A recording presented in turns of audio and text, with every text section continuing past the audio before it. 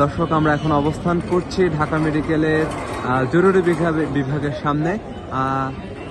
কিছুক্ষণ আগে যমুনার সামনে হাদি হত্যার বিচারের দাবিতে ইনকিলাব মঞ্চের যে বিক্ষোভ চলছিল, সেই বিক্ষোভ চলাকালীন অবস্থায় বিক্ষুব্ধ জনতার সাথে আসলে পুলিশের একটি উচ্চবাক্য বিনিময়ের ঘটনা ঘটে এবং সেখান থেকে ধস্তাধস্তি এবং জলকামান নিক্ষেপের মতো ঘটনা ঘটে এবং পরবর্তী সময়ে পুলিশ সাউন্ড গ্রেনেড নিক্ষেপ করে জলকামানের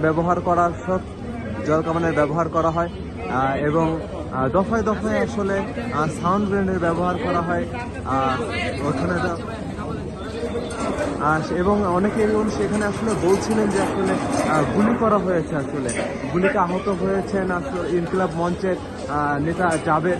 তিনি আশঙ্কাজনক গুরুতর আহত অবস্থায় আসলে ঢাকা মেডিকেলের ইমার্জেন্সিতে এসেছেন।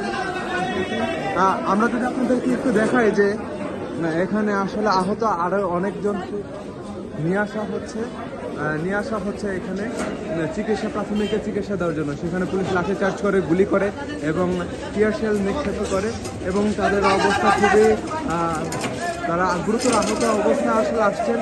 তাদেরকে আসলে প্রাথমিক চিকিৎসা দেওয়া হচ্ছে এখান থেকে। আসলে এখানে গুরুবিদ্ধ অবস্থায় জাবের অবস্থান করছেন, তাকে আসলে প্রাথমিক চিকিৎসা দেওয়া হচ্ছে। বাট এখনও কোনো কর্তব্যরত কোনো চিকিৎসক সহ কারো আসলে কোনো ধরনের বক্তব্য আমরা শুনতে পাইনি এখন পর্যন্ত তাদের শারীরিক অবস্থা কীরকম। দর্শক, এই ছিল ঢাকা মেডিকেলের জরুরি বিভাগ থেকে সর্বশেষ।